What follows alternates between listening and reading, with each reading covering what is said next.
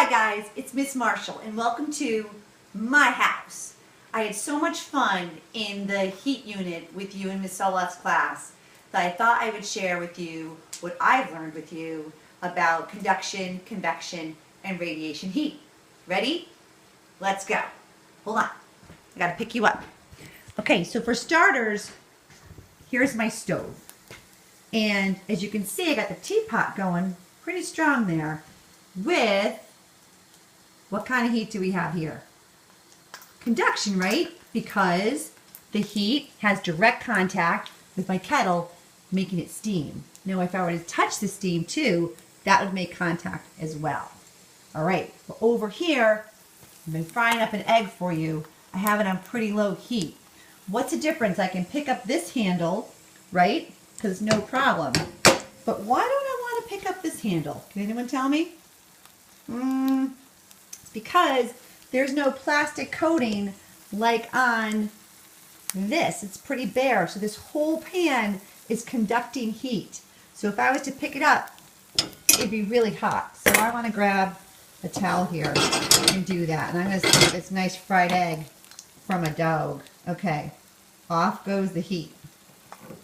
Right, so onward to the other room. Many of you heard this story about my wood stove. Here she is. And from the wood stove, my river rocks that are on the stove. I know it's a little dim in here for light. Some of them are shaped like a heart. There's one. There's another. But these are the rocks. They're sitting on my stove, and the stove is what? Conducting the heat to heat them up. In a little bit, I'm going to take them upstairs to bed and throw them in. This thing some of you guys might have, right? It's a little steamer. Same idea. It still has contact with the stove. It's heating up the water, and like the teapot, it's releasing the steam, the moisture into the air. But the stove itself isn't really touching much, and instead, it's heating up the air. So what would you say this would be? Would this be convection, or would it be radiation, or would it be conduction? That would more be of a radiation, right? It's radiating heat like the sun and its rays. Where I'm standing now, I really feel the heat of the stove. It's a good sized stove. All right, now here is one house.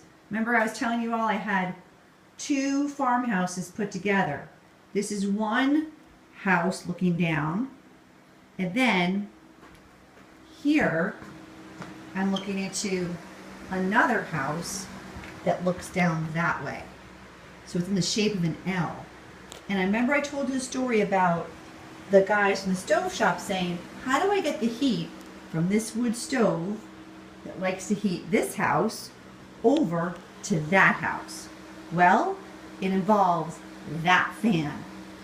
And for a long time, we were pushing the air from the warm house here, from the stove, into that house, thinking, well, we want to move the hot air into the cold house.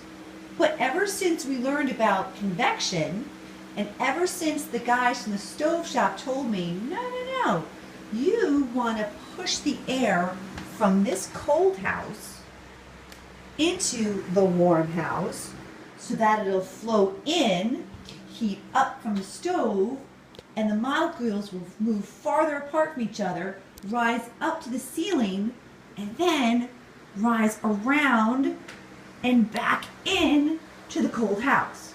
So cool air being sucked in, being heated up, rising up, and woo, sending back over to this side of the house, which is warming up. All right. If my house isn't being heated by this convection fan, we can call it, it's being heated by a heat source like the baseboards that many of you guys have at home.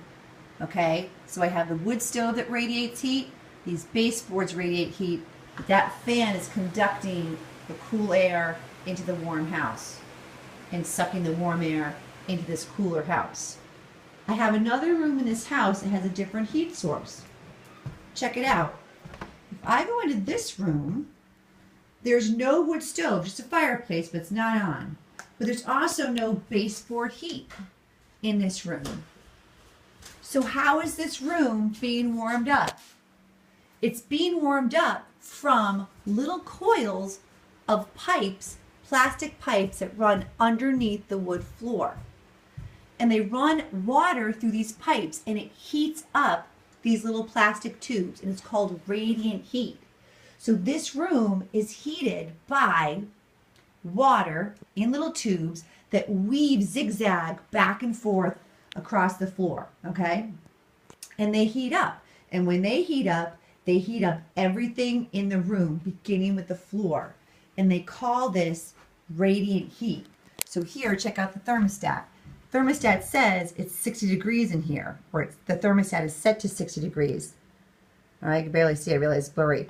But the room's really at 65 because it's heating up the contents of the room. All right, so I'm gonna flip around the camera, but you probably won't see me because I don't do this very well. But here you go. Thanks for a tour, and thanks for sharing all your great heat source information with Miss Soloff's science class. I'm gonna go back to the stove and grab my heat rock and go to bed. I'll see you in the morning. Thanks for watching.